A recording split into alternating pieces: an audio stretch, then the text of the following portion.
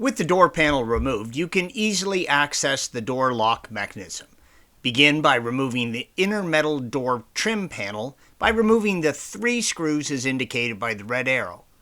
Pull the small clip that holds the door handle cable from its hole, green arrow, then disconnect the door lock mechanism from the side of the door, yellow arrows. This photo shows the back side of the door handle assembly from inside the door. The blue arrow points to the connection where the handle itself connects to the door lock mechanism. Disconnect this in order to remove the door lock mechanism. The purple arrow points to the electrical switch, which tells the car to lower the window in preparation for opening the door.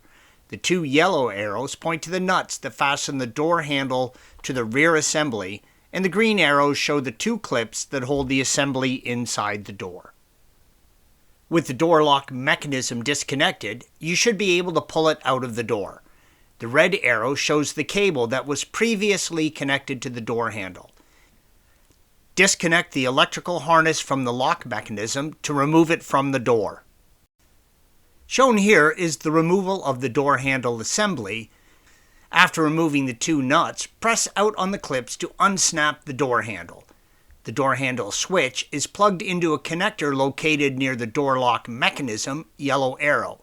The inner door handle housing, which contains the lock cylinder, is shown in the lower left insert photo. Here's the original door lock mechanism removed from the car.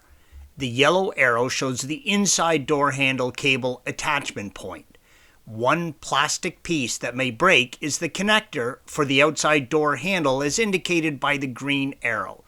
If you're taking the time to refurbish the inside of your door, I recommend replacing this piece. Installation is the reverse of removal. Thanks for watching. Be sure to subscribe to our channel and check out another video in this series.